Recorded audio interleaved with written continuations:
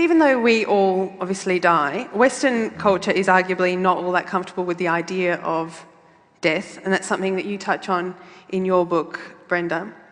As writers then, is it a challenge to write about death without scaring readers away?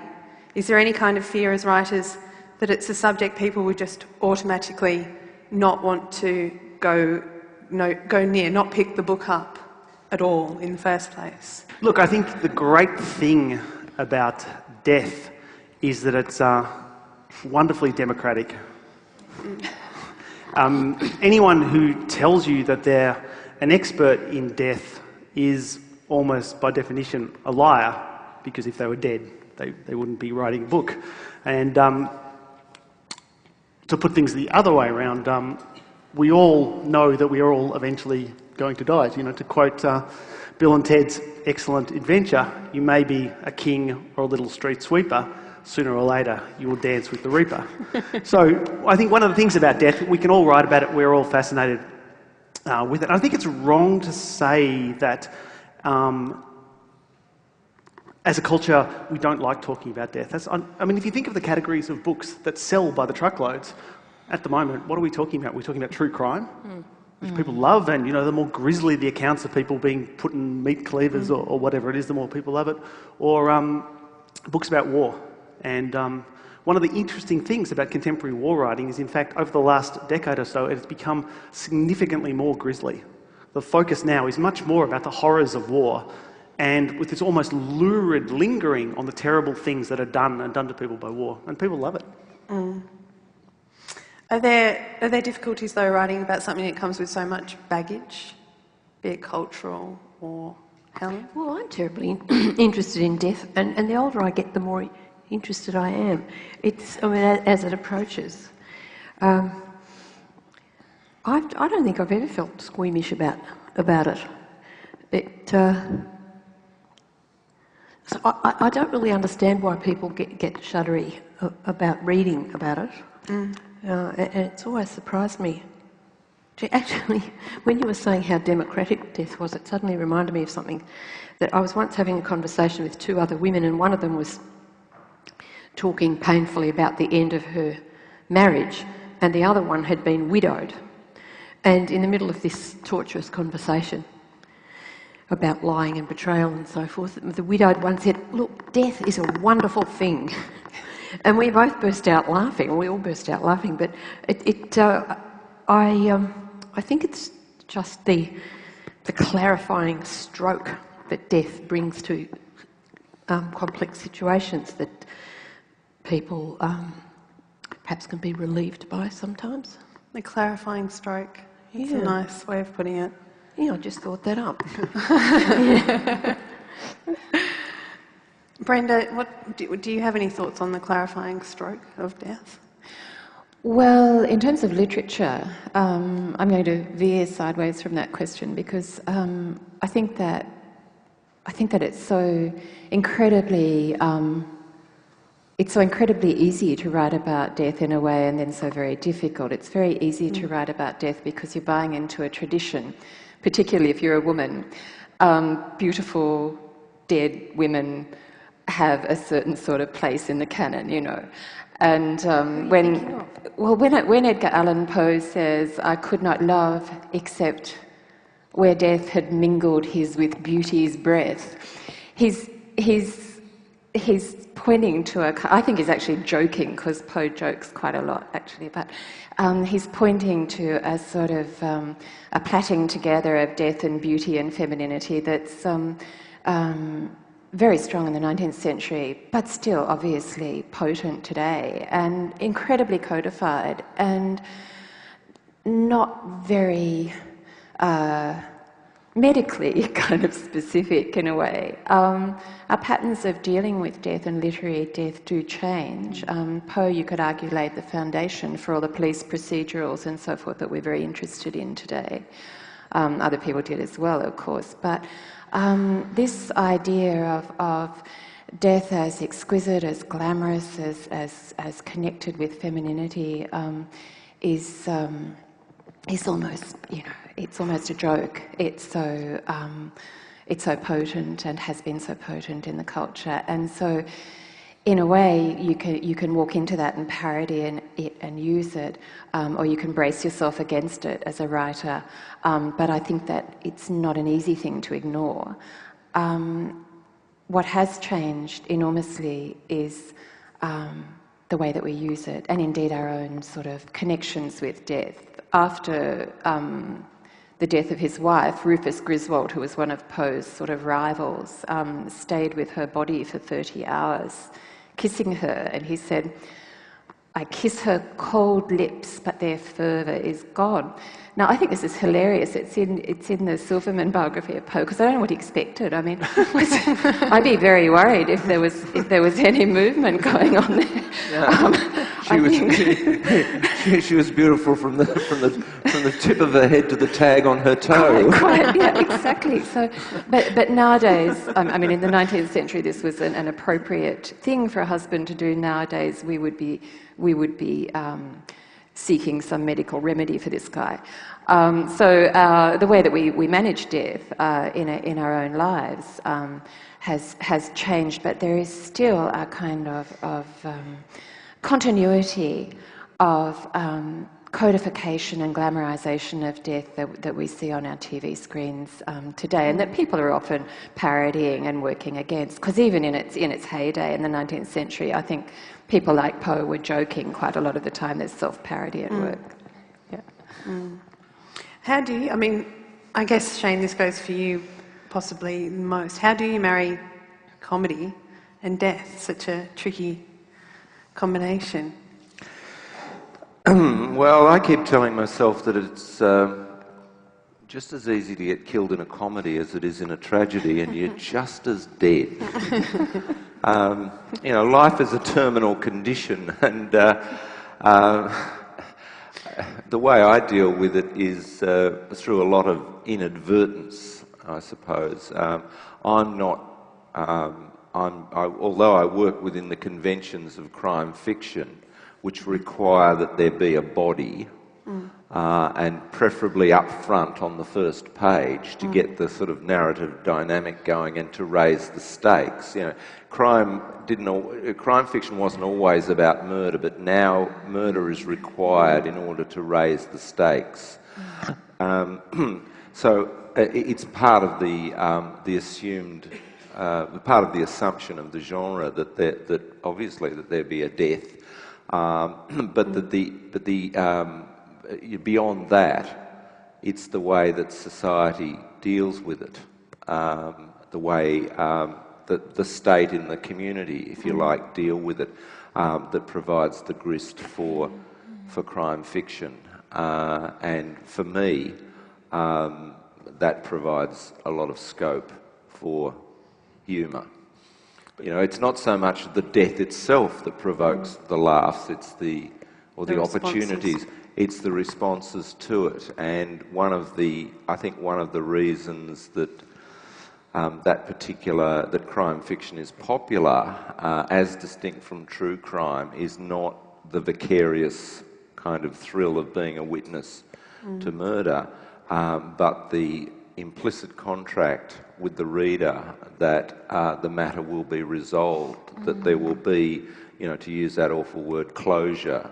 It's probably only in crime fiction that closure actually happens. You find out who did it, how, why, and they are somehow brought to condign justice. And that, of course, doesn't happen in the real world a lot of the time. Most of the time. And that's what makes crime fiction appealing. It's satisfying. Well, it must be answering some tremendous anxiety in people, I always think. I'm really shocked. I don't actually read crime fiction, but when I look at TV, which I don't actually look at crime shows much, but those ones that are about pathologists, and they actually show you this corpse made out of rubber with all it or something, latex, and I can't believe it. When the camera sort of suddenly you're in the laboratory, And you see the people in there who are about to examine the corpse and do the autopsy. And then I remember the first time I saw this, the camera just travelled along and suddenly there was this thing there, and I was deeply shocked by it, and I was kind of morally shocked by it. Not that I wasn't disgusted by it, but I thought, there's some absence of awe. Years ago, I went to the morgue, and I spent a couple of days at the morgue here, and I sort of stood around and I saw a lot of dead bodies, and I saw people working on the dead bodies, and I even after a few days when I'd got used to being around dead bodies, I still had a feeling that it was a place of enormous seriousness. There's always, among old journalists, there's always this kind of bravado where they talk about all the jokes and the sort of practical jokes that forensic psychologists played in the past, and when I was young, and you went to the morgue and these things happened, and there was that sort of joke. But I was really struck by the people who worked in the morgue there, and I don't think it was just because I was there observing them, going to write about it, but they did seem to have a quietly respectful manner, and that was. I don't. You might know more about this because of the amount of sort of killing them that you've witnessed and written about. But I did feel a huge relief that there was this sense of respect. And the first time you see a corpse, and when I say corpse, I suppose by a corpse I mean the body of a stranger. You don't actually think of, for example, if you've just seen your own mother or father die, and I've seen both of my parents die and been with them at the moment of death, you don't think of their body as a corpse. The word corpse is a kind of cold and rather distant word. But I was terribly relieved to find that even if somebody was actually cutting up a stranger's body and examining its internal organs, that there was a sense of doing it with wonderful skill and neatness, and those things in themselves, I think, imply a certain respect. But just to go back to Shane's question about the link between humour and death, I don't know, in some ways I reckon there is just a really obvious link, which is to do with perspective. It's when a pie hits you in the face, it's hilarious. When a pie hits me in the face, it's a tragedy. And I think there is something about that with death as well. I remember reading letters from the First World War with soldiers saying that one of the first reactions when someone else got hit in the trenches was this exhilaration. Thank God it's not me. And I wonder if there's an element of that in the link between comedy and violence, that there is this kind of distance that you get from perspective that allows humour to come out. Yeah, but what is laughter? Laughter is, it's not just about something being funny, is it? Laughter is a kind of ecstatic state, I think. It can sometimes be shock. Laughter can be aggression as well. There's a sort of, in primates, that sort of baring of the teeth, and it's a complicated kind of thing. And it's also to do with, it has to do with the parts of ourselves that we're not entirely in control of. Jeff, you did actually look at lots of different ways of killing and things to do with death. What was it? You express a lot of shock in your book. What was it that, in hindsight, gives you the most shock? Or perhaps even since? I know that your research hasn't finished since then. Well, in some ways, the thing that I became most preoccupied with was the sense that there's a massive crisis in death at the moment. That if you go back, several hundred years, death is tremendously important to the authorities. There's a real politics around death. Death is the moment at which the priest comes around and the families gather around and the moral order is restored. And, the powers that be are very, very comfortable and happy with death. And I think one of the consequences of modernity is a process of disenchantment, where we lose the kind of rituals that infuse experiences like death with meaning. And so, we live in a marketised society, and the free market doesn't really care whether you're alive or dead. You know what I mean? Like that these rituals are stripped of their signification. And so I get that was one of the things I was struggling with on that book about killing. On the one hand, there's an intense fascination with war on the basis that war is something that will provide a meaning that is lacking in our everyday life. And I think that's one of the reasons why books about war are so, are sold to suburban dads at Father's Day, that your dull workaday life will be enlivened by reading about these encounters with people who are living on the knife edge of life and death.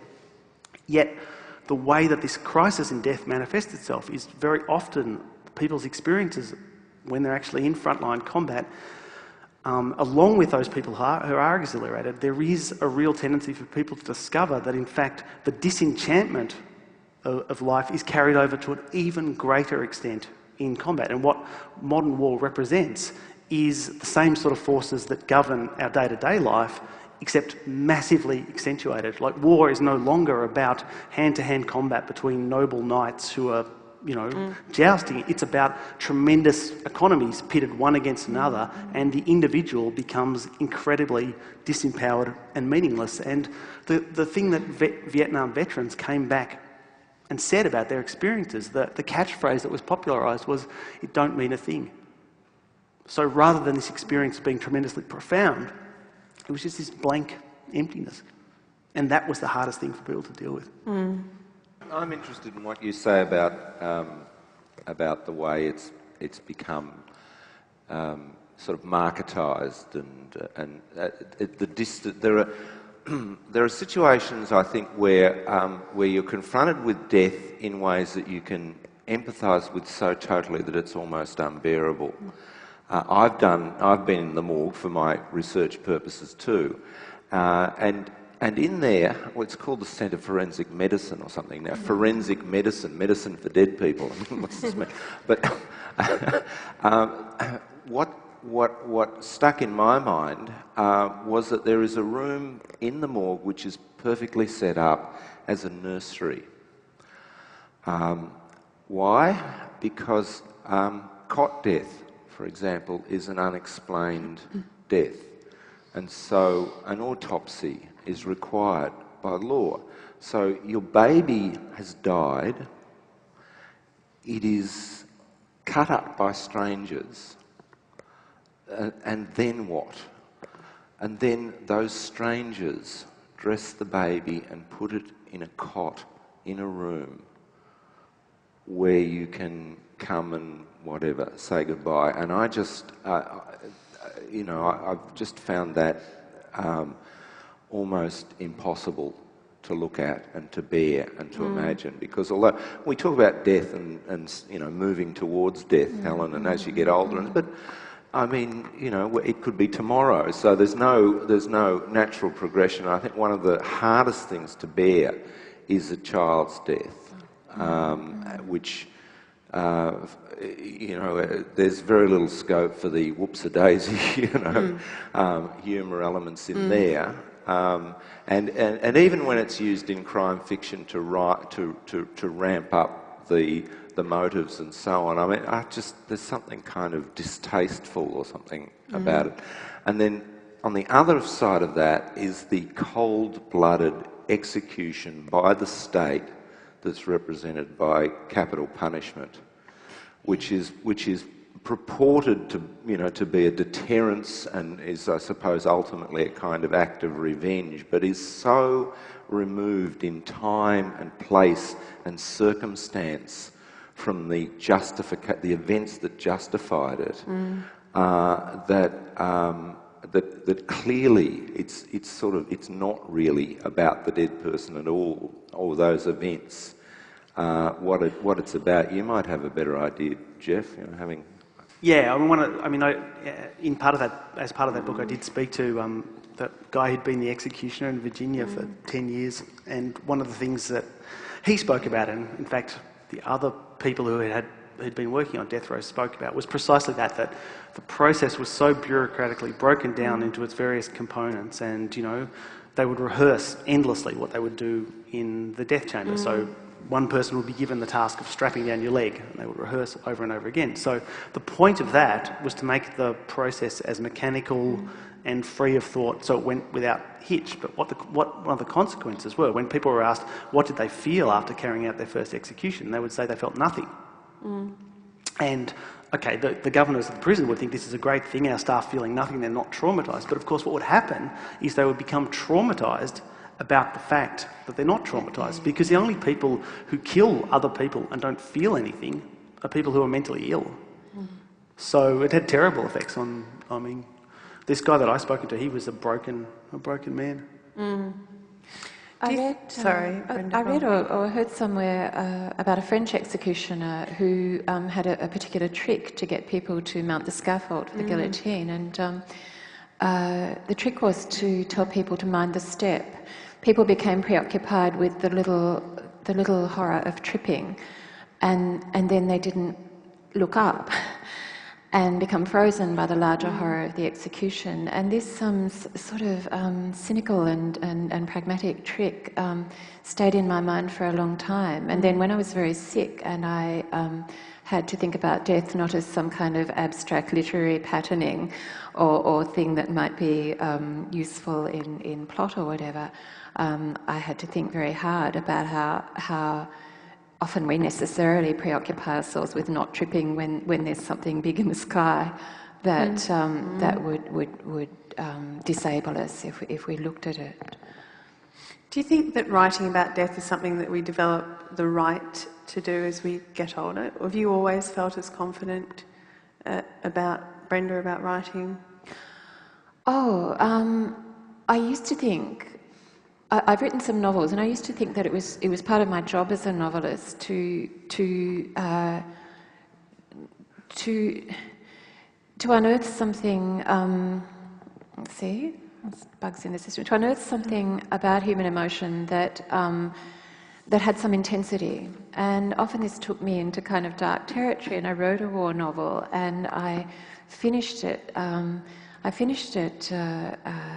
I didn't want to finish it in any kind of redemptive way, so I finished it in a very sad way. And one of my students said to me, you withdraw every consolation that you advance in that novel. It was a criticism of the novel. And when you write a novel, you should always feel comfortable about criticism, I think. But then when I became very ill and had to think about what narrative meant to me at a most sort of acute point, I decided that narrative itself has such a sort of alignment with vitality. As long as I'm here talking, I'm not, as it were, dead. It's as simple as that. If you're talking in a first-person narration, you're a survivor. It's fine. Today is fine. And of course, we can't speak for tonight or tomorrow, as you say, Shane. But I came to see the job of narrative as not the exploration of a kind of extremity that could be, in fact, quite crushing. Certainly my student was crushed by the end of that war novel, but as a thing that had an awareness that while the narrative might be about death, the narrative is itself absolutely glittering, brimming, and alive with vitality. And that seemed to me to be an endorsement of the way I spend my life, or what's left of it, that I kind of have docked with this sense of narrative vitality. Michel Foucault says our culture has metamorphosed the idea of narrative or writing as something designed to ward off death, which is what I was thinking about when you were speaking, Brenda. And there's that saying, nothing is as certain as death and taxes, but you can put your taxes off for an awfully long time, I've found. Does writing put you in touch with death in some way, or does it ward death off in some way, keep death at bay, do you think? Shane? Yeah, absolutely. I'm fucking immortal now. That's part of writing the book. Something will outlive me. Something is unique. Something which only I could have made. Now, I'm not planting fucking trees. Someone can cut them down. It's the book is a kind of immortality, and then you go to print. But yeah, certainly. I think any kind of art, he says art, whatever it is, is an attempt at is to make and leave some kind of mark that with a degree of permanence that will outlive you. Yeah. Or it's even just I a mean, matter of... there's a kind of vanity in it. Essentially, there's a kind of vanity in it, I think. Vanity? I don't think so. Why is it vain? Why? It's just a flourishing of the ego, and That's fabulous. Why shouldn't one's ego flourish? Everybody's... I think vanity needn't be a term of condemnation. No. I mean, just mean really? that when the Earth finally explodes in 487 million years, it will all mean nothing. That's all I mean. I mean, it's just it's a recognition that that there is an element of projecting yourself. An attempt to kind of project yourself into the world. That's what writing is. Do you have any sense of keeping death at bay, Helen, with your writing? Oh, simply in the sense that I'm actually alive and I'm doing something. I read once years ago. I went to a group show of paintings, and each of the artists had written a little sort of statement of what their aim was in being an artist and being a painter, and they were really boring and kind of pompous and full of jargon. But one woman who in the show had drawings, she'd just written this: I'm sitting at my kitchen table, I've got my pencils, I feel like doing something. And that was pretty much her full artistic credo, as it were. And I thought, that's fantastic. That's what it's about. You want to do something, and actually doing something is in itself, in your terms, a flourishing of the ego. It's I'm alive and I can take an object and do something with it. I mean, that in itself, it's a very simple thing, and that's what children do. And when you see children pick up a thing and play with it, I've got 3 young grandchildren now, and I'm just flabbergasted at their ability to kind of behave in time. I find they're terribly moving and thrilling, and I want to be around it. It's very exciting because they're not thinking anything like we do. You're not thinking this was going to last after I'm dead. They just feel themselves to be alive in the physical world, and they want to take part in handling things and doing things in time. So in that sense, I think any form of human activity that isn't actually, aimed at destroying life is a way of behaving now so that you're not dead. It's hard to talk about this without feeling it's talking bullshit, but yeah. How about books that you've read with characters who die? When I read Little Women for the first time and Beth died, there was a sense that I admit there was part of me that was quite relieved that she would move over and make room for the more interesting characters. And part of me, of course, was sad because she was the nicest character.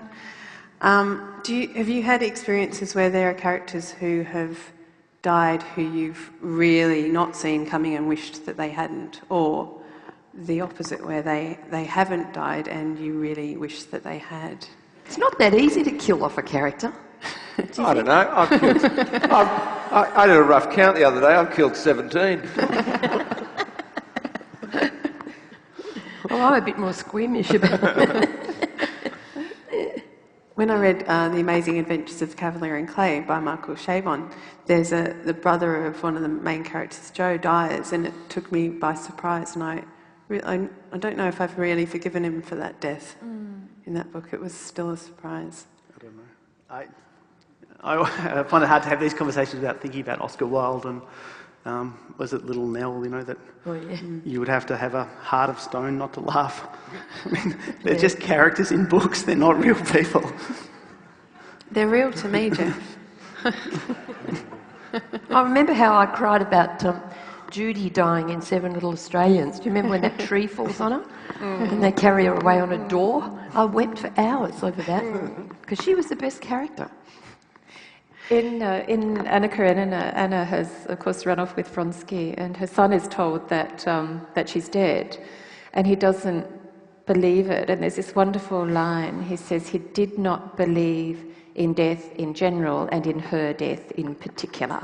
And he's right. And she does come back and see him. And no doubt his lack of belief in death is confirmed. But it's, I mean, in so many ways, Tolstoy just kind of puts his finger on how we manage the idea of our mother's loss or something like that. He did not believe in death in general and in her death in particular. I like that. And so he's a character who doesn't die in Anna Karenina. He plants a flag for survival and the perpetual mother out there somewhere, even though he's lost her in his own life. Would you ever kill off a character in a work of fiction to satisfy some kind of desire to kill somebody in real life that you, of course, would never act on? Does that never occur to anyone else? Well, you're on about a connection between yourself and a reader. That's what you're on about, and I mean you could deploy your work for any number of personal reasons, but you might find that you're very alone when you do that. So I think I don't think impulsive slaughter of characters based on people that I know is something that I'd put my hand up for. But in some books, the person has to die. But this book that I wrote called The Spare Room about a woman who looks after a friend who's got terminal cancer.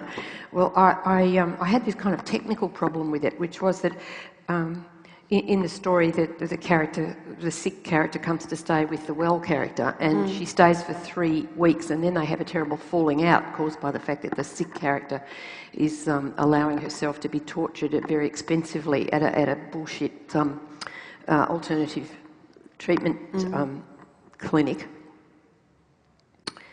And for the sort of purposes of the book, I needed all the action to take place within 3 weeks. I needed most of the action, all the action, in fact, to take place within the tight framework of the 3-week visit. And at the end of it, the sick person goes back to Sydney, and she eventually dies. So there was going to be this kind. Well, I got to the end of the 3-week bit, and then I think, okay, now how do I get from here to the character's death?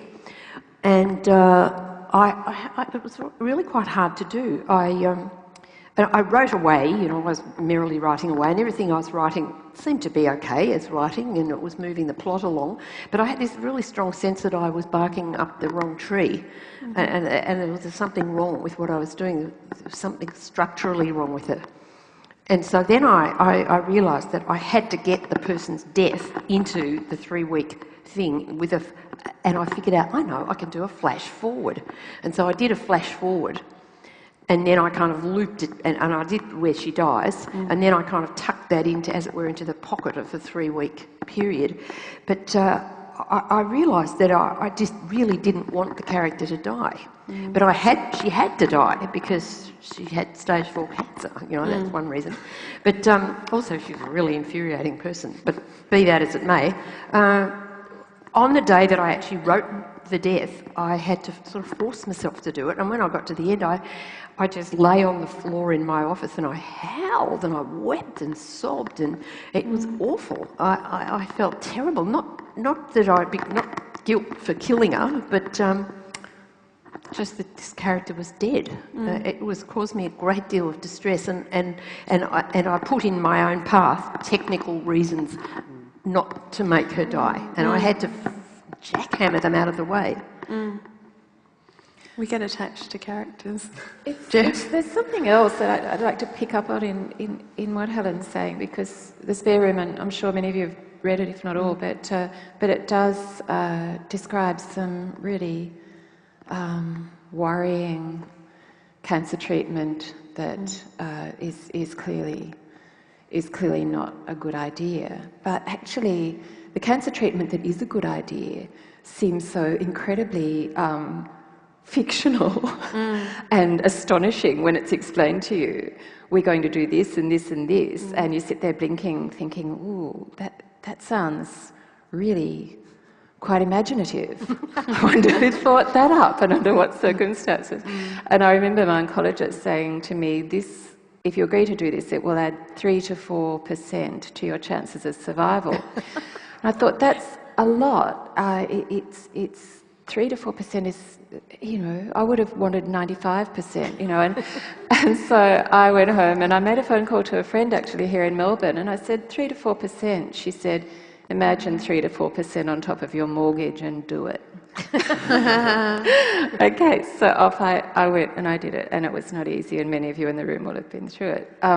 But I guess there is something, the medical treatment in itself is a kind of narrative, and what I found when I was going through that medical treatment for cancer is that the narrative itself is profoundly sustaining, even though you meet, my prognosis was always good, but even when you meet, and I had a conservative surgeon who wanted me to go through this sort of adventurous medicine, in my terms at least, but even when you meet people whose prognosis is not good, they are tremendously sustained by the story of their ongoing treatment. The story itself, the narrative itself, is something that gives people heart, and I find that very touching, and it says something about narrative. Yes, I hadn't thought of that. Yeah. I wanted to talk about the death of parents. It's often used in fiction as a way to give a character kind of instant freedom, I guess. And oftentimes writers give junior writers the advice to ignore or not worry about what their parents would think if they're still alive.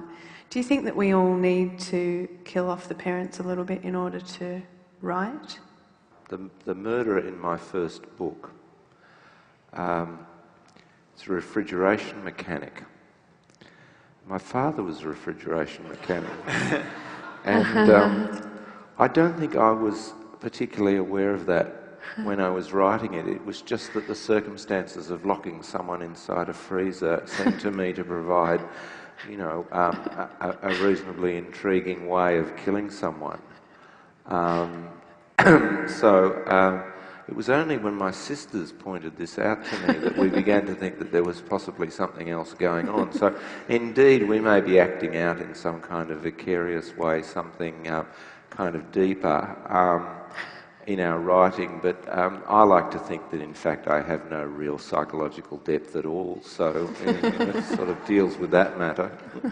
But you obviously have, because that story you just told is... All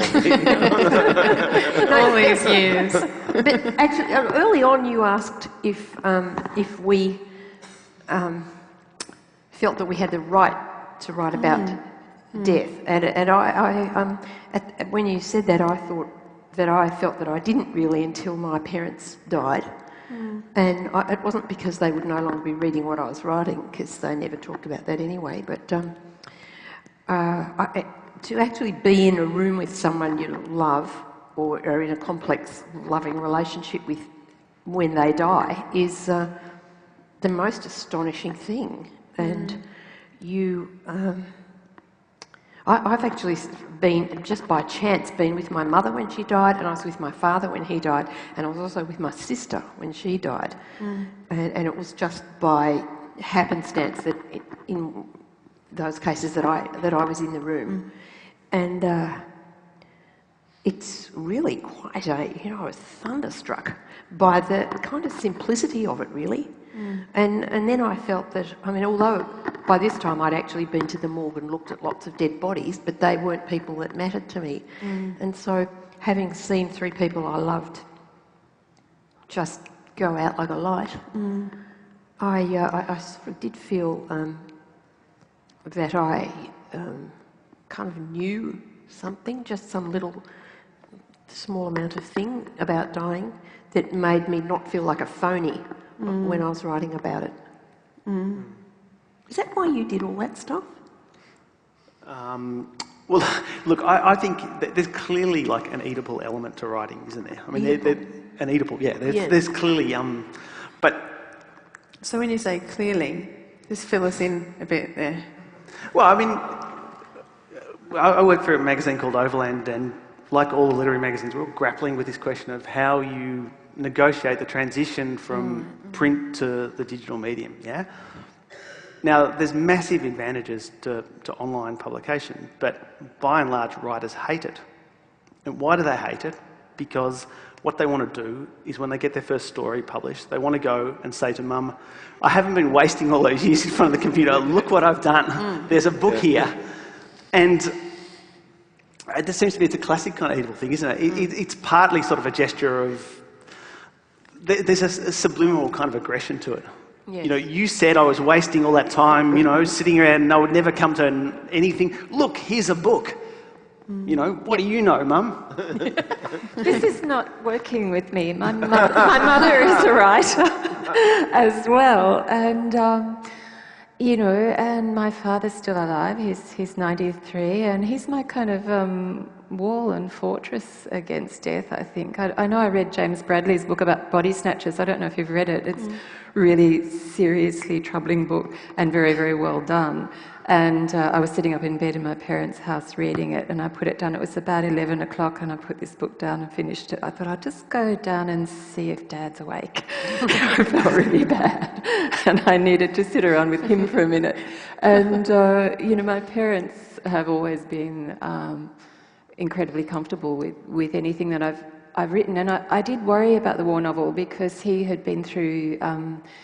He'd been through the Middle East and Libya and then New Guinea, as a lot of men his age had done.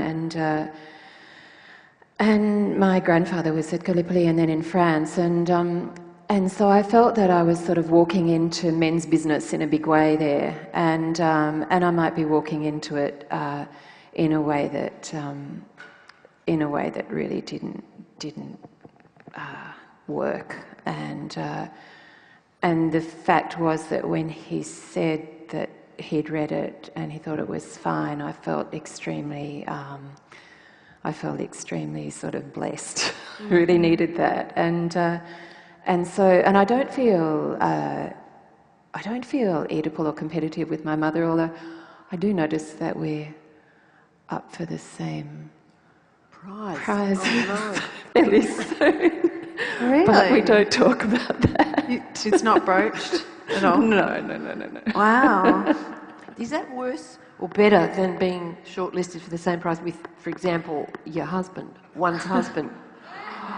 Oh, much better. I would be very competitive with a husband if I had such a thing, but that probably explains why I don't.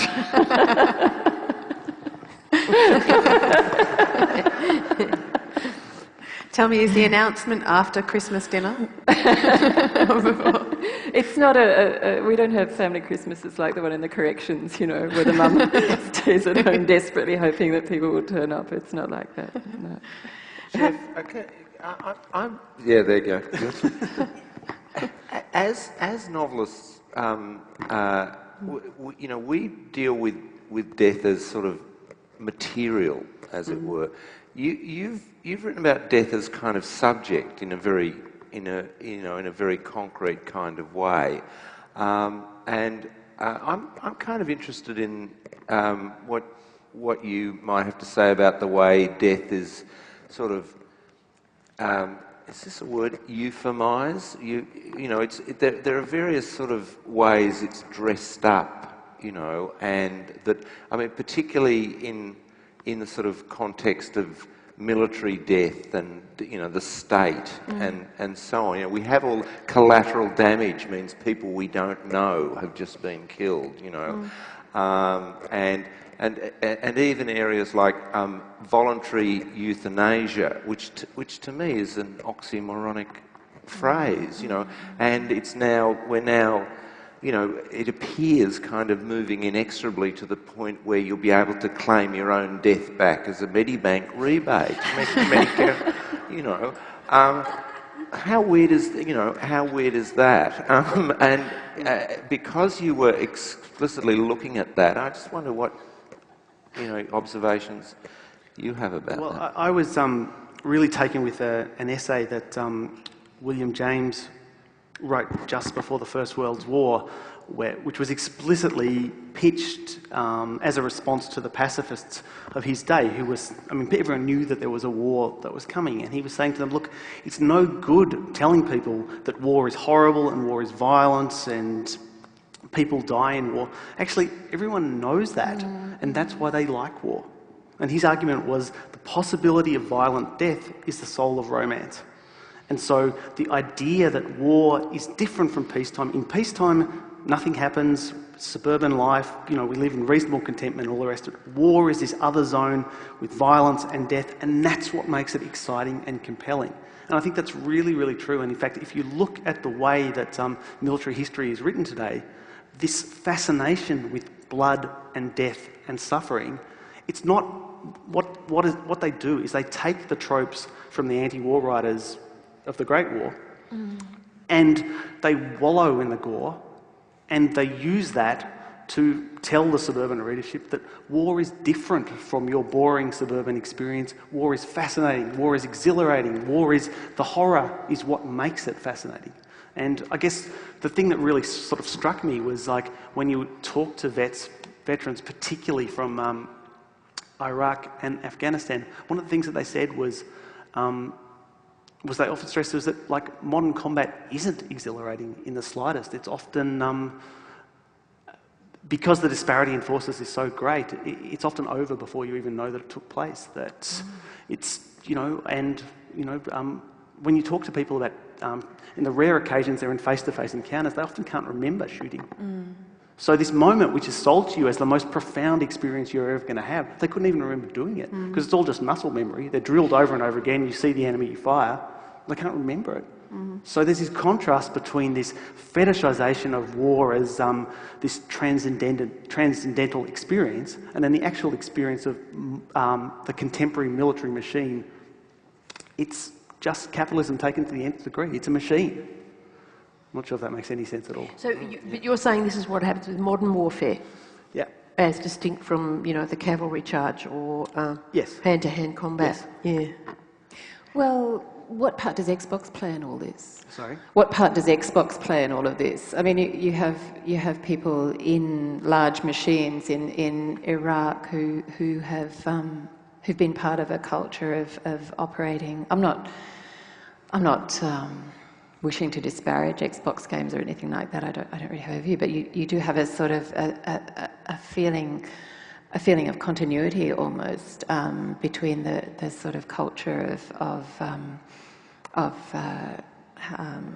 violence on screen and the possibility at least of highly mechanised warfare, where you might have someone operating a drone in Virginia that's doing something in Pakistan, and that's just what war has become, it seems. Yes. So they will be in a packing crate in a military base in Texas, flying Predator drones over Pakistan, carrying out assassinations, and then they will finish for the day, they will clock off and they will go home, and there's no emotional charge to it whatsoever. It's like playing a video game. So it's just the banality of,